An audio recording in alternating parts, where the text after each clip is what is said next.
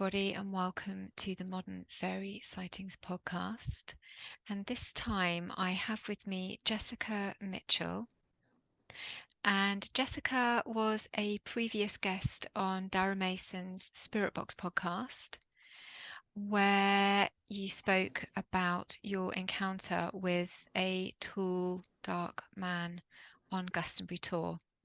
So welcome, Jessica, and really look forward to chatting about your experience and how things have moved for you in the meantime. Well, thank you, Joe. I'm really excited to be here. I'm a big fan of your podcast, and all the guests that you've brought on have just been fascinating. So I'm really honored to be a part of this show. Thank you. Thank you. Yeah, well, thanks very much. And when I heard your encounter was my introduction to Spirit Box, because a friend contacted me and said, "Oh, you've got to listen to this." And so thank you, because not only did I love your experience and was so intrigued by it, but it brought me to Spirit Box, which, I am a huge fan of Spirit Boxes, as many of us are. And, it's worth pointing out that since you spoke on Spirit Box, Darragh has written his book, The Song of the Dark Man. And so, and your encounter is an important part of that, because I believe your interview is in the book too. Yeah. And so there are lots of accounts, and in the meantime, people had been contacting me with encounters that had taken place also on Glastonbury Tor. And so we had the episode about the Dark Rider, and a number of other people that I've spoken to that describe a tall, dark man, sometimes dressed as something that looks like a motorbike rider, which you actually mentioned when you spoke to Darragh too, which is interesting. More recently, I spoke to Danu Forrest about Gwynap Neath. Would you like to just describe what happened that time when you were visiting Glastonbury with your friend? Yes. So in 2011, my friend and I were invited to attend a goddess retreat in Glastonbury that another friend of ours was hosting. And long story short, we flew into Bristol from Edinburgh, and as we were driving across the countryside, I saw my first sighting of the Tor from a distance. And I have to say, immediately I felt a very strong pull to this place that I wasn't even aware of it. It had never been on my radar. I'd never heard of it. I'm from Kansas, and there's just not a lot of talk about those types of places. So I wasn't familiar with it, but I did have a very strong pull to the place. And while we were visiting there, we decided that we were going to walk to the top of the Tor to see the sunrise, to watch the sunrise. And this particular morning, there was also a blue moon. So it kind of coordinated with that. But we'd asked somebody in the village if, how long does it take to walk from where we were staying up to the Tor? And they said 3 to 3.5 hours, which at that time, it was actually this time of year. And so we thought, well, if the sun rises at about 6:30 in the morning, we should pretty much plan on leaving our hotel, our accommodation by 3:15 or whatever to get to the top to see the sunrise. Come to find out later, the time frame that the person had provided us with was if we had intended on doing the labyrinth, which we didn't intend on doing that. We were just going to walk straight up. But it's kind of curious to me that they would assume that that's what we were doing. So I kind of feel like like maybe the scene was getting set even in the days prior leading up to the event itself. Um, so yeah, we get up on this particular morning, and basically in the middle of the night, my friend and I, and we start preparing ourselves for this walk to the top. Um, and we hadn't been up there yet, so we were completely unfamiliar with what to expect. So um, we get wildly lost. It's the middle of the night, so it's dark, and we're unfamiliar with our territory, and we end up just wandering around the countryside um, outside of that area. But eventually make our way. We find our way to the trailhead, and we start making our descent or our ascent up to the top. And it's just funny, Joe. It takes us a very short amount of time to get from the base to the very top, which was not what we were expecting at all. So within 20 minutes, we're at the top, which was not, like I said, not what we expected at all. So, um, yeah, I guess that would have put us about 4:15 or 4:30 at the top of the tour in the morning. And of course, there was nobody around, um, which is unusual because it's always crawling with people. And it was pitch dark, obviously, and just standing there. Um, in my past accounts, I give a distance of about 50 yards, but that's not actually correct. It was more like 50 feet. I mean, we really just were not that far from the tower at all. But we stopped, and we're just kind of taking in being there. And my friend she says to me, "Isn't it just amazing um, that we're here and there's nobody around? Isn't that amazing? We have the whole place to ourselves, basically." And I said, "Yeah, it's amazing." And we're just really taking it in. And I remember as we were walking up the tour, just how it really felt like we were doing something big. I can't really explain much more about it, but it just felt like we were doing something really important. So, as we're acknowledging that we're alone and how amazing it feels to be here, and I begin to see a red light um, kind of dancing around. Um, and I immediately my brain says, "Oh, it's a some sort of a camera or some sort of a something connected to a security system, or why that would be there, I don't know." But that's where my brain was going. It was really trying to identify what this red light is that's flickering around. And I asked my friend if she sees this little red light that's moving, and she didn't see it. And almost immediately as I said it, it disappeared. And in its place, there was a black mass that formed. So the red light was gone, and now this very odd black shape is forming.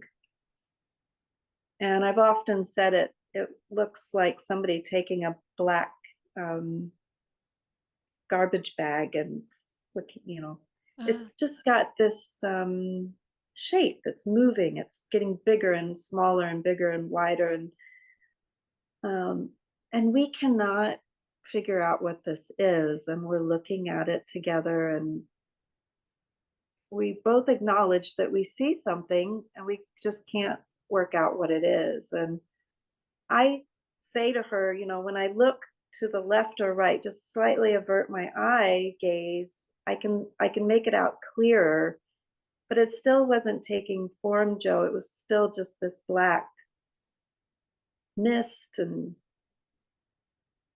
form. I also noticed that there was a, a psychic wall between me and this whatever was happening in front of us. And my friend suggested that we get closer and try to figure out what this is. And I tell her I can't move past this whatever is in front of me. It wasn't physical, obviously, it was, but some barrier that was Yeah. keeping me at a distance. And in my mind's eye, I can actually see the barrier when I look back on it, because I tell my friend I'm going to just walk over here and see if I can get a better look at it from an angle, what this is that we're looking at. And I kind of skirt this psychic wall um, off off to the side. Um, so I'm now standing on a, if my friend is at 12 o'clock, I'm kind of over here at 3 o'clock, and I'm getting a look at the side, and she stays right in front. And just as soon as I get to a stance where I can start to make out what we're looking at, um, I feel this energy moving underneath my feet, underneath where I'm standing, and it feels like it just feels like something building this energy. And at the same moment, I'm looking at the St. Michael's Tower, and I begin to see the profile of a man who's leaning up against the wall, and he's got his arms folded and his leg resting against the back, and he's very relaxed.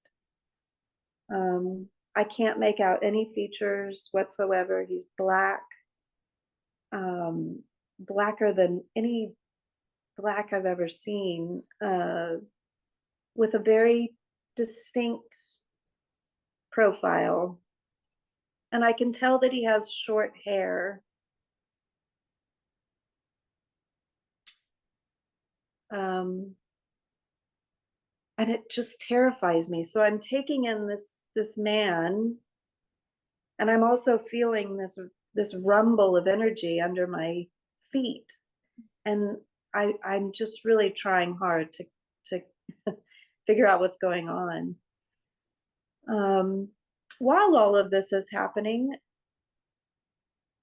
we hear him gather this energy from below us, and we hear this incredibly loud inhalation.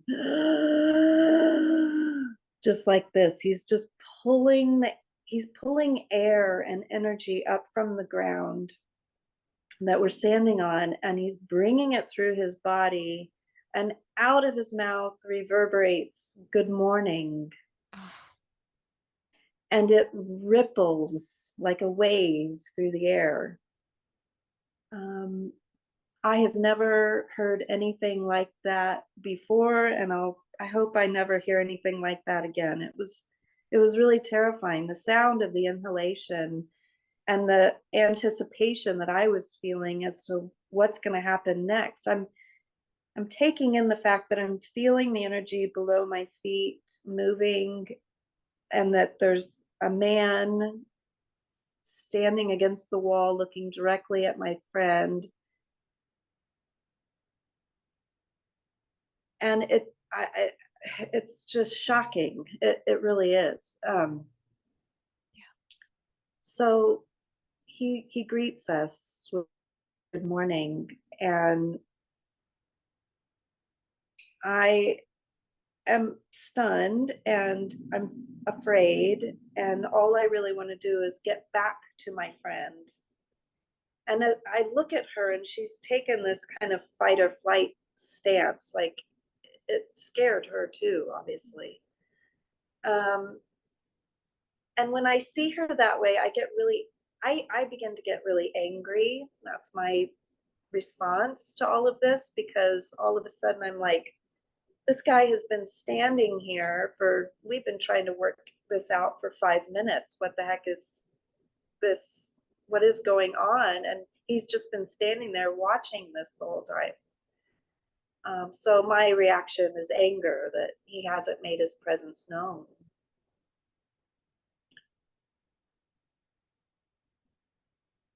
And so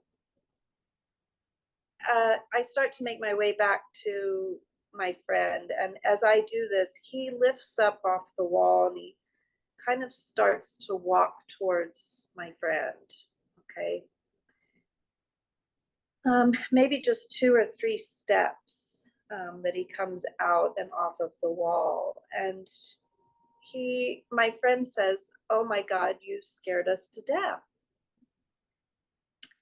And he doesn't respond to this. And he says, "Do you have a cup of tea?" And something about his voice, something about his dialect sounded so familiar to me. And my husband is from Scotland, so he's from Aberdeen. So I'm, and I've spent enough time in Scotland to recognize different dialects. And his dialect sounded so familiar to me, but I couldn't place it. And for a brief second, I considered asking him where he was from. But something stopped me in my tracks and said very clearly in my mind, do not engage. Do not engage. So I go back to being really angry at this man for not letting us know that he was standing here and kind of being voyeuristic and watching us all of this time in the middle of the night in the dark. I make my way back to my friend and he asks if we have a cup of tea. No. He's visibly disappointed or audibly disappointed that we don't have a cup of tea. And then he asked if we have a cigarette. And I mean, by this time, I'm so angry that this man has the audacity to ask us for a cup of tea and a cigarette, all the while, not making his presence known. I'm so angry about this for some reason. I mean, obviously, I'm just feeling so many different things, I suppose. But no, we do not have tea or a cigarette. And my friend asks him if he's been up here all night. And he said, yes, all night. And it's, I say it's time to go. So we need to go. And my friend is so engaging with him. And I don't understand this in the moment. I don't understand why she's engaging with him so much, because I'm so angry. And I've also been given very clear instructions not to engage, but yet she keeps kind of trying to be nice and engage with him. I say, we need to go. And she looks to him and she said, well, have a nice day. And he turns around and goes back to the wall, folds his arms, and puts his leg back up on the wall. And he says, what's left of it?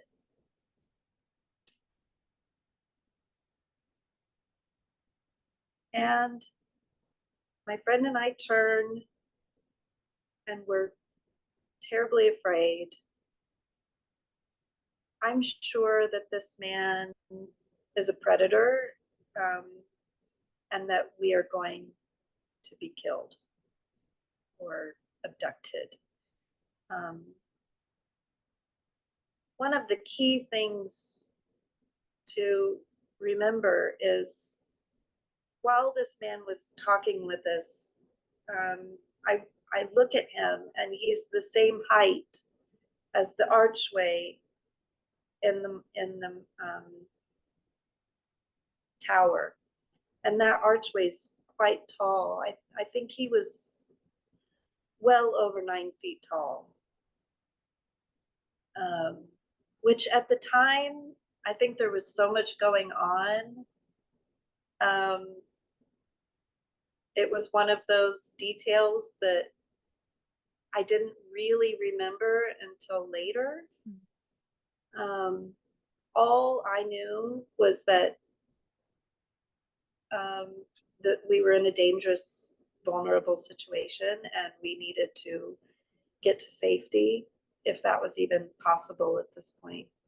So we lock arms and we just go down the hill. And my friend said, "I think we should run." And I said, "No, we can't run because that will make us look like prey and we're dealing with a predator here, and if we run, we'll look weak and he'll come after us." And I said, "We're just going to walk really fast." And in which we did. We just walked as fast as we could down the Tor, and that was it. We spent the rest of the walk home trying to work out what it is that had just happened and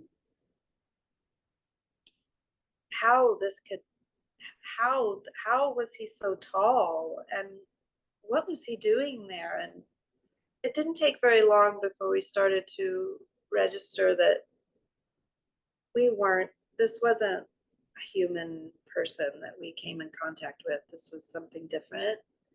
And that's when my whole world just turned upside down. Everything just shifted. Um, yeah, Wow. that's pretty much it. Thank you. Thank you very much. It's very powerful to hear you talk about it. How does it feel to talk about it, even now? Uh, I mean, it in the big. It, there was a time that it was really cathartic. It felt good to talk about it. Um, I think when I talk about it now, it's so easy to go back there. It's so Mm. easy to be back in that situation and to feel the fear and the anger, and come to find out those two emotions are so interconnected. I mean, they're really kind of one and the same. Fear and anger go beautifully together. um, so feeling those emotions come up, and revisiting that, it, it it's challenging. I get a bit emotional too. Obviously, it was a really intense experience. Yeah. Yeah. It sounds even from the moment that you were approaching Glastonbury, when the taxi driver points out Glastonbury Tor,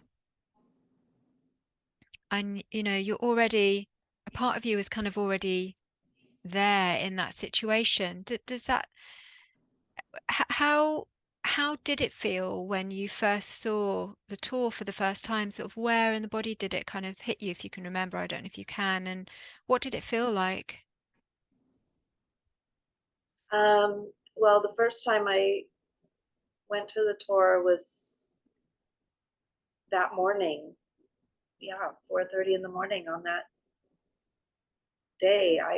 We didn't go up before then. So, um, I, well, like I said, when we were making our way up the tour, I felt like something big was happening. I Yeah. felt like we were making a pilgrimage. I felt like we were, like something was I'm not going to say something was going to happen. Like I didn't have any premonition of what was to happen. Mhm. But I did feel like I was on very sacred ground. I recognized that. And I'm here to tell you I did absolutely no research on this, on Glastonbury, on Southwest England, on the tour. I did absolutely no research on the history of the place. So this was, I just was basically a tourist from Middle America coming in and not having a clue what I was Mm. doing. Yeah. Um, but that, despite that ignorance, I still felt like this was a big deal.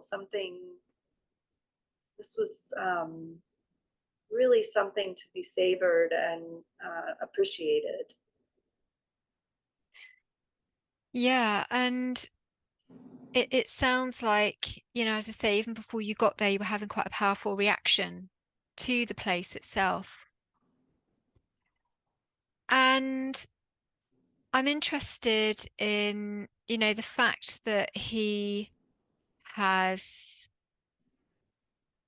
asked you for a cup of tea and a cigarette. I mean, it's it feels to me that like a little like offerings in some way. I don't know what you think about that, but it's kind of the tobacco is sometimes an offering that people will leave for otherworldly folk, and the tea is a kind of libation of some kind. And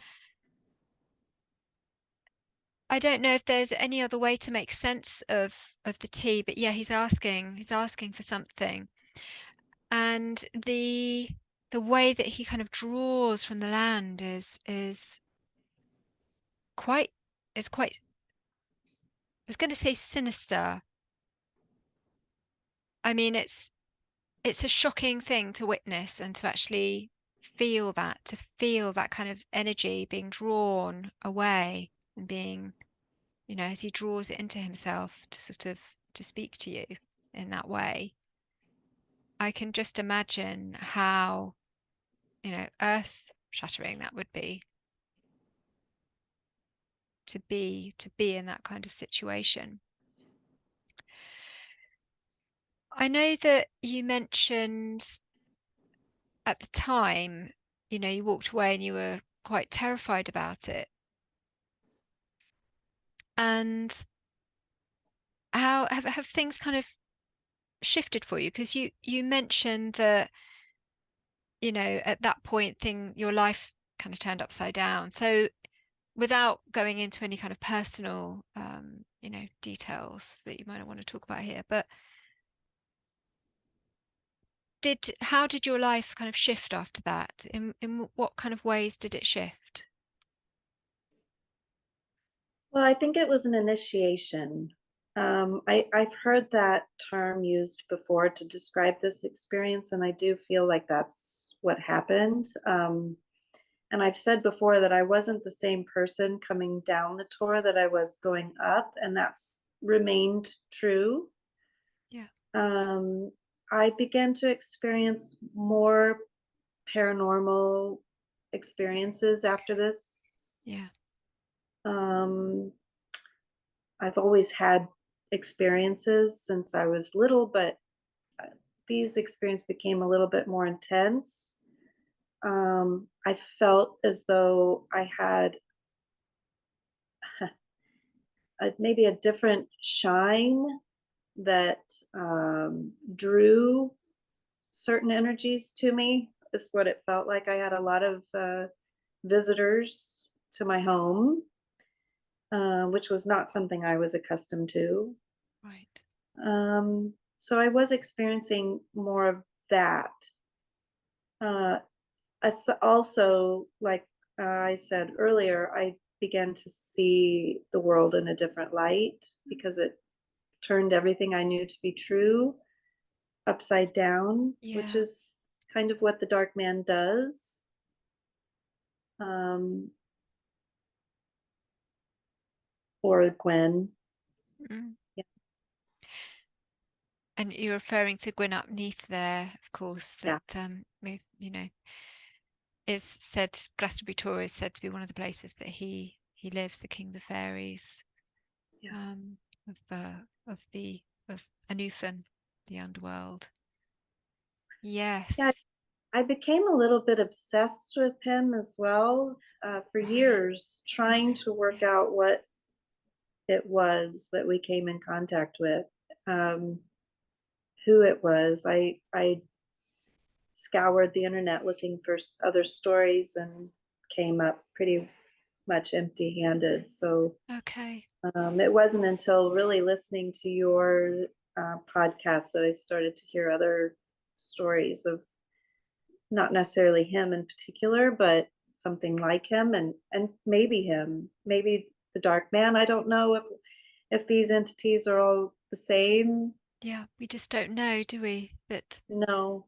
there are similarities, aren't there? And that kind of the sense of initiation, and it's a kind of an invitation to a depth of this universe that we're not in this age anyway, and usually that we're not kind of introduced to, that we're not told about, but maybe we find it by ourselves, and it sounds like you did. And had you always planned to go to Glastonbury before, as part of your tour?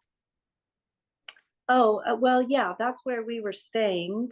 Yeah. Um, and the only reason that I agreed to go on this goddess retreat was because my friend was going through a bad breakup and I wanted to just support her and I thought this would be helpful. Right. So it really wasn't anything that I had ever aspired to or planned on doing. It was very, very serendipitous how it all worked out.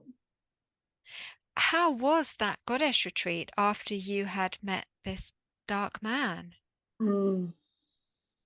Mm. Well, it was towards the end actually, but yeah, I think it was only a day or two before we left. And we had been traveling to other sacred sites. So really Glastonbury was just kind of where we would come back to sleep and eat. We did visit the Abbey, but uh, yeah, we had been kind of traveling around all over. We went to Tintagel and all kinds of different places in the area. But uh, yeah, after I was just so I had been initiated. I can't really explain it. It's the best way to describe it for your female viewers and um, non-binary, of course, is before you have a menstrual cycle and after, and how that feels as a woman. You as a young girl, it's different, and after you have your first period, you feel initiated. You feel change, you feel Yeah. different, you feel something's just different. You can't really put your finger on it, but it's very similar to that. Yes. So it's a kind of, you could describe it as a kind of spiritual rite of passage in some ways. And Yeah, but this is a pretty powerful threshold that you cross. And as you say, you feel like it really kind of changed your life afterwards. So it kind of has these reverberations into the rest of your life. yeah, Do you feel that it put you on any kind of path afterwards? Was there any sort of yeah, yeah, it did. Um mm, um if you think about it in the triple goddess, I think I went from maiden to mother like that. I was very much maiden like before this experience. I was just operating on a different frequency completely. But after this experience, I think I became more grounded. I definitely had a shine that was bringing things to me. Mhm. It was time for me to take notice. I think that's what I think that was pretty much his role in my life, was to clear away the doubt and clear away the cobwebs and to clear away the conditioning and pretty much remind me of my strength and my power and my um, knowing, because I'd been conditioned to not accept any of those parts of myself. So he really did aid me in stepping into my power and stepping into who I'm here to be. Mm. Had I not met him, who knows if things might be different. But I think he really helped me, and he's helped me since. He's come to me a couple of times since then, which has Wow. been amazing. Wow. Not easy, hard stuff to look at, but he's very gentle with me and he's kind. Uh, and I just am very grateful for him. As Wow. angry as I was in that moment, and as much as I hated that experience, as scary as it was, I have grown to be really grateful for his presence in my life. How would you describe his presence if you were going to kind of, if it's possible, in a few sort of words, how would you describe his presence? He's a shower of the way for me. He very, very gently brings me to see the beauty and um, what we would normally not want to see. Mm. Death being one Okay. thing.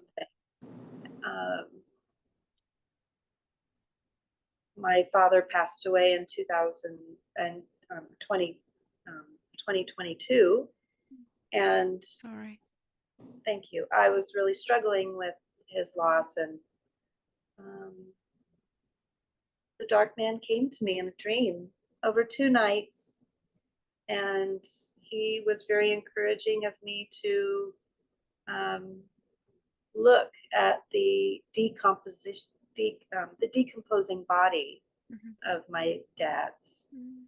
and to see the beauty in it, the beauty of the breakdown of the flesh and the bone. And he uh, correlated this with a rose. A rose is beautiful when it's alive, but it's just as beautiful when it's dead, or past its prime or whatever. Mm. There's something really beautiful about the decomposition of organic life. And he showed this to me very, very gently and very kindly. Um, and it helped me in my grieving process to see see this in a different light.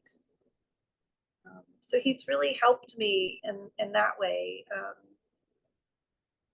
He's also cared for me when I was sick one time.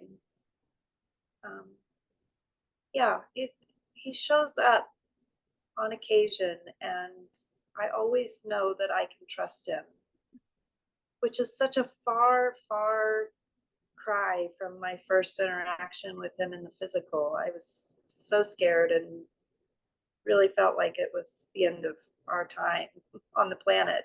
Mm. But to have grown into this relationship with him now, it's really interesting.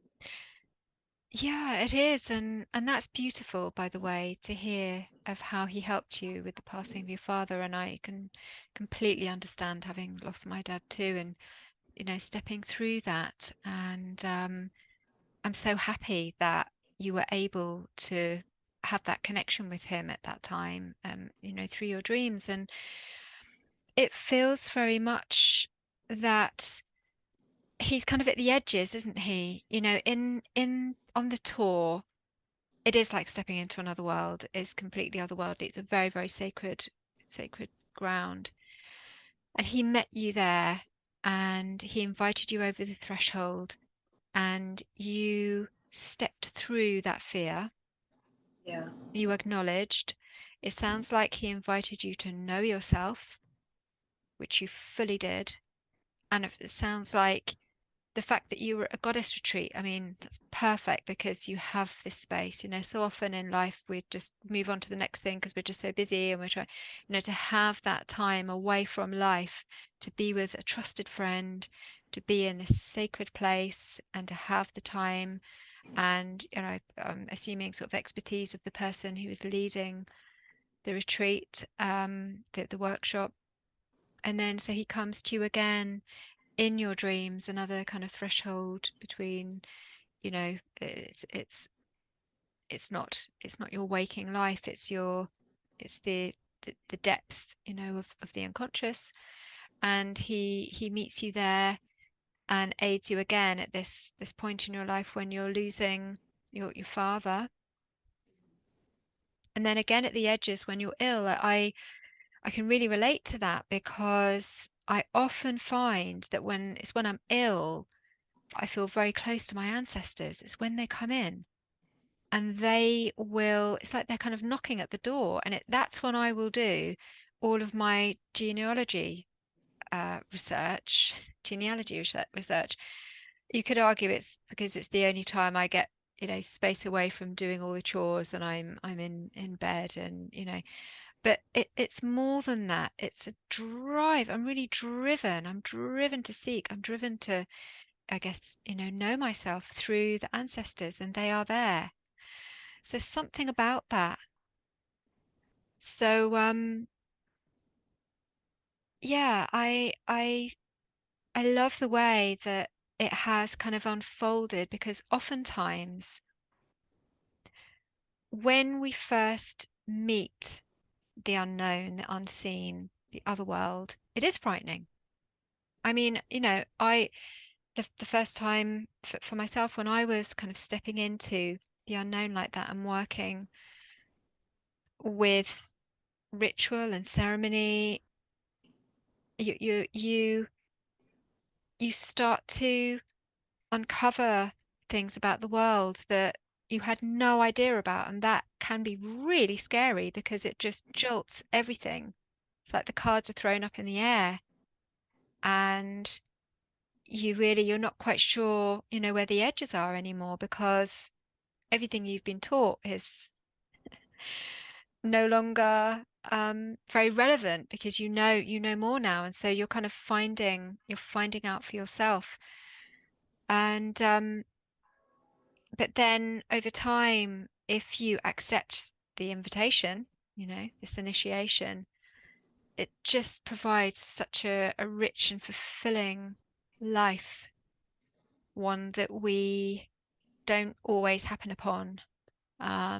Certainly one that we don't tend to learn, through school and, work, unless we seek it ourselves.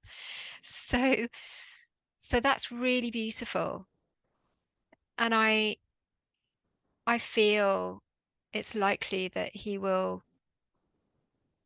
be there to encourage, in future situations. And the way that you describe him, it reminds me of the conversation I had with Danu Forrest, who has written, and um, the way that she was talking about how she speaks with him, and she gets to a point now where he might invite something, and she's kind of bargaining with him. And so, she's reached a point where it's a bit of a back and forth.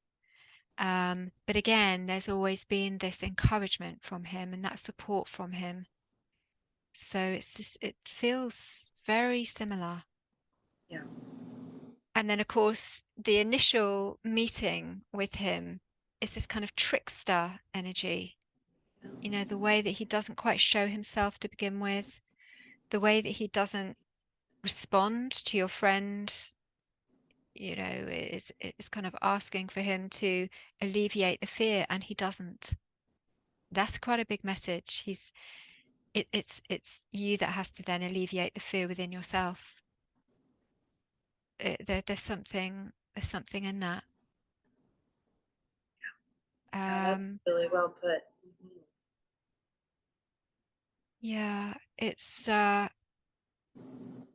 so powerful. And I know you mentioned just before we started to record here that you'd been back several times to see if you could connect with him in that place again. Was there anything that you did to try and kind of enable that in some way, or Well, maybe I that's haven't had, private, but no, no, it's not. I haven't had the guts to go back up there in the middle of the night again. okay. Maybe if I did, it'd be different. But no, I've not really done anything to coax him out, uh, um, other than just asking for his presence. Um, but I've been disappointed. I think the thing that always comes back though is just this real connection to the land and connection to everything when I'm there. And I think that I suppose if I were to ask him, that's what he would say. Where I find him is in that connection, Mm, not so much in the physical. no. So it's I can find him in the feelings that I get when I'm walking on the land. Yeah. Yeah, I can imagine that. Is there anywhere near you that's any kind of sacred site or somewhere that you go that you have had a sense of Hmm. reconnecting with other, not necessarily him, but somewhere that you feel is some kind of access point? Mm-hmm. Yeah, I find him. I find his energy a lot in cemeteries. I love to visit cemeteries. It's one of my things, and Yeah. um, I love history and all these things. So yeah, in cemeteries, I feel him. He'll show up a lot as ravens. He shows up as ravens quite often, pretty much anywhere I am. I feel like that's kind of a sign of Yeah. him. Also, railroad tracks. And you've Oh. probably heard, I live close to some railroad tracks, and if you listen closely, you might be able to hear the trains passing. Um, so I find him a lot energetically around the railroad tracks. I can't really explain why. Um, that's probably something you would be good at. The to, railroad, well, yeah, I mean, the railroad tracks come up time and again. oh, is that right? Oh, very much so. And, people have kind of ghostly sort of phantom sightings around there.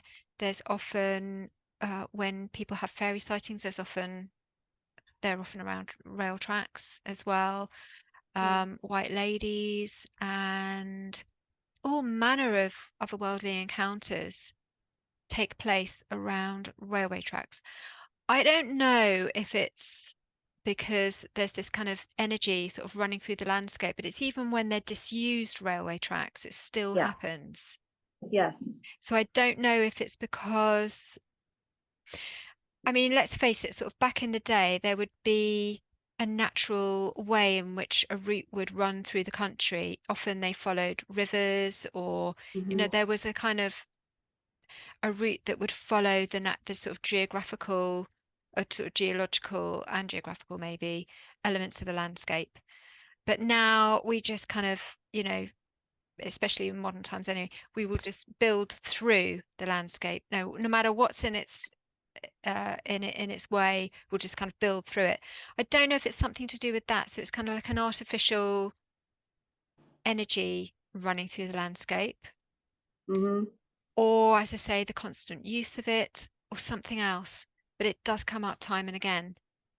Hmm, that's really So, interesting. I think of yeah, railroad tracks as being kind of a liminal space. mm, yeah, Um, it's and I find that is a comfortable place for him to come. yes. So yeah, that's really interesting. Mm. Yeah. And I like the idea of, the raven Mm.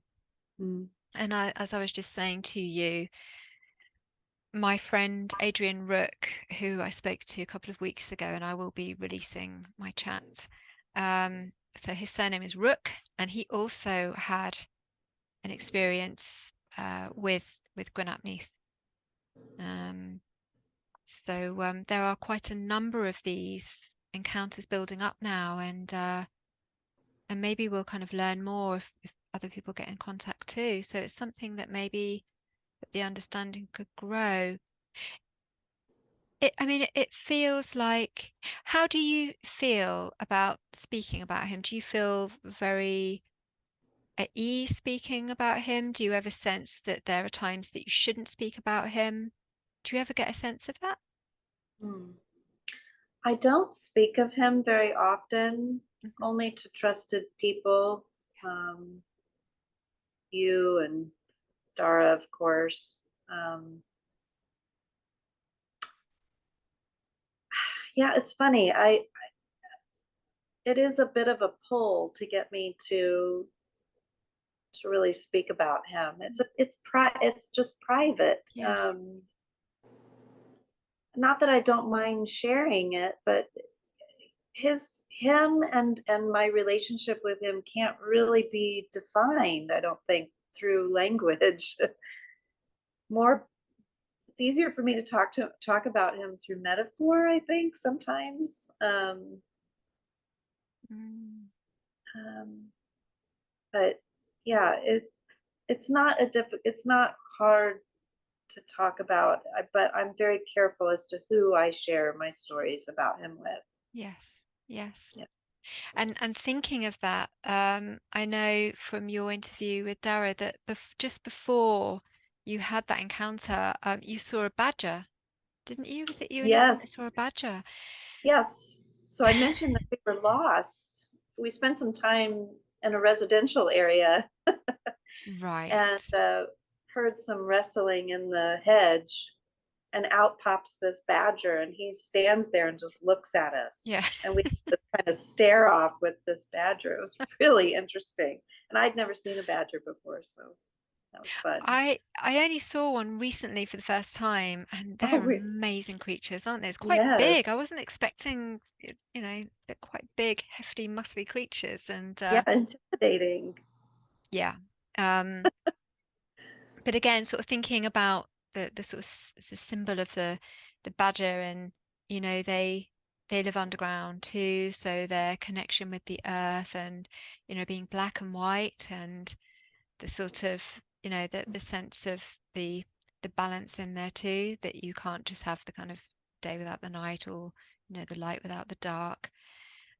Somehow I feel like that was some sort of introduction in some way, this badger, very strong, powerful beast. And but certainly it seems to have really shaped your life since that time, and you have found great meaning in your interaction with him. So yeah, thank you very much for sharing your your story. And I feel like it will help other people too. I'm sure that there are other people out there that have come into contact with him in some way, and I wonder if even there might be people in Glastonbury that have met him there, but perhaps in other ways too, as we've heard sort of more and more about these dark men and what they bring to our lives. We're told that they're the boogeyman in some way, and that they're affiliated with that dark is somehow affiliated with bad or evil, and so it's kind of cut us off from exploring this.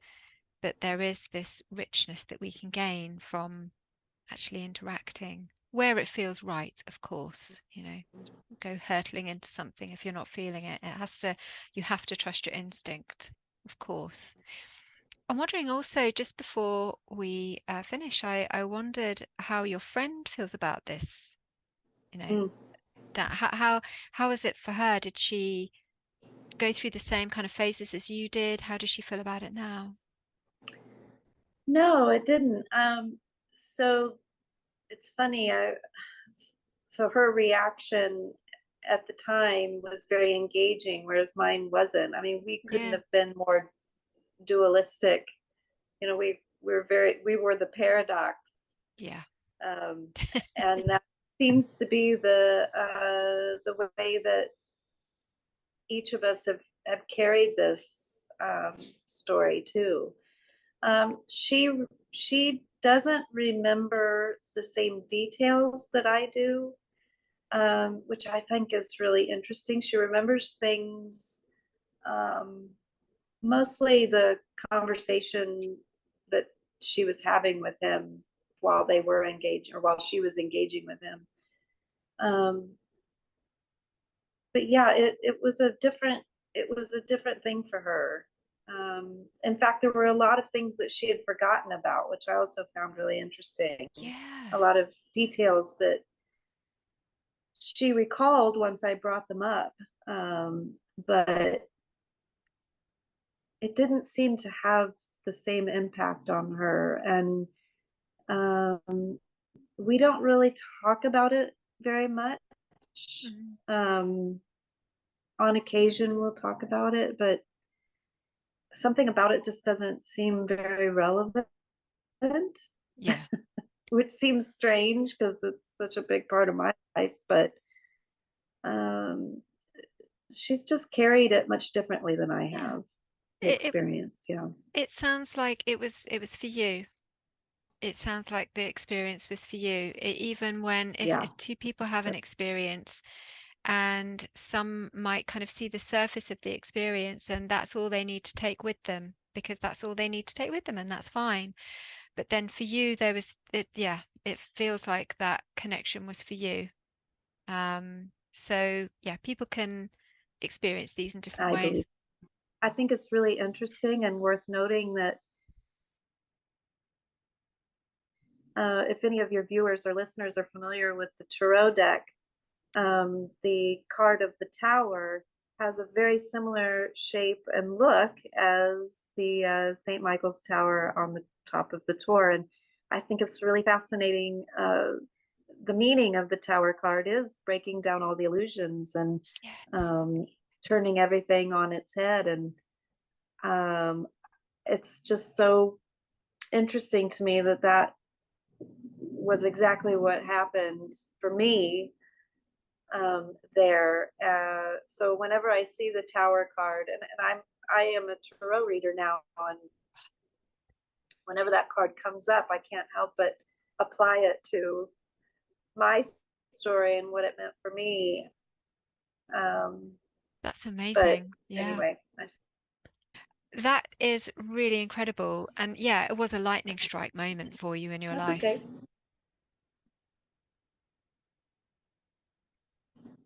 Exactly. Yeah. Yeah. Total. All the illusions just totally wiped away. Yeah, illusions, conditioning, all the preconceived things I believed. Yeah, And is all in one big lightning strike. yeah, absolutely. Wow. And is the tarot reading, is that something that you started, after that encounter, that you were kind of led down those sorts of paths? Yeah, Okay. yeah. I had been reading cards since I was a teenager, but um, the pandemic was the time that I really started to bring them out again, and I was encouraged by another friend to start doing readings again, which I have, and I think that's another area of life that the dark man really has a handle in as Yeah. well. Um, but yeah, so that's part of my life. Probably not something I would have chosen to do had I not had the experience, even though I was doing it before. Um, it has a much different meaning reading tarot now than it did before. Thank It feels you. like a duty. Yeah. Is this something you offer to people as well? Is there something that you're able to offer? Yeah, well, maybe, Yes. yeah. So what we can do is put a contact for people if they want to contact you for readings. Do you offer any other kind of sessions? I do. I do animal communication as well. I've been certified in that modality too. It's not something that I do as often as I do the tarot, but I enjoy it too. But yeah, those Excellent. are the two things I work with. Yeah. Brilliant. Yeah, thank you. That's really good to know. Yeah, it'd be cool to have a reading actually. I must Yeah, arrange I'd that love with that. you. That'd be Yeah, that'd great. be fun. Yeah, I'd be honored, Joe. I'd be honored. Thank you. thank you. One other question that I wanted to ask you was, had you that sense when you saw the tour and you knew that you were going to be approaching it and you kind of felt that there's something about it. Had you ever felt that kind of feeling in your life before or since? No, No. Yeah. no, this was something different. This was something that it was ancestral. I think I probably shared. I know for a fact that I have ancestry that goes back to England and Scotland and Ireland, and but Oh, there was that's definitely something ancestral. That's how it feels. yeah. Do you know And whereabouts? mm, Apologies, sorry. no, yeah. So um, I have an ancestor called Isabel Roby. My maiden name is Roby. Isabel Roby was one of the witches from up in the Oh, north. oh, wow. Okay. And yeah, Scotland. I have a heritage from all over the British Isles. Nobody from Wales, which is interesting. Everybody's kind of from England, Scotland, and Ireland, but no Welsh that I've come across anyway yet. Mhm. I mean, the fact that Isabel Robbie is your ancestor, because he is the initiator of witches too, isn't he? Yeah. So I mean, that is quite something. Mhm. So that makes so much sense. Yeah. Yeah, I think there's something to that. And the fact, Joe, that his dialect, his voice, um, something sounded so familiar when I heard him speak. And I so badly wanted to ask him where he was from. Um, but very clearly told not to engage. Mm, Very mm. clearly. And So that's the kind of trickster element, isn't it, as well? It's that, taking some kind of form and mm, then assuming the, an accent which will kind of pull you in, disarm you.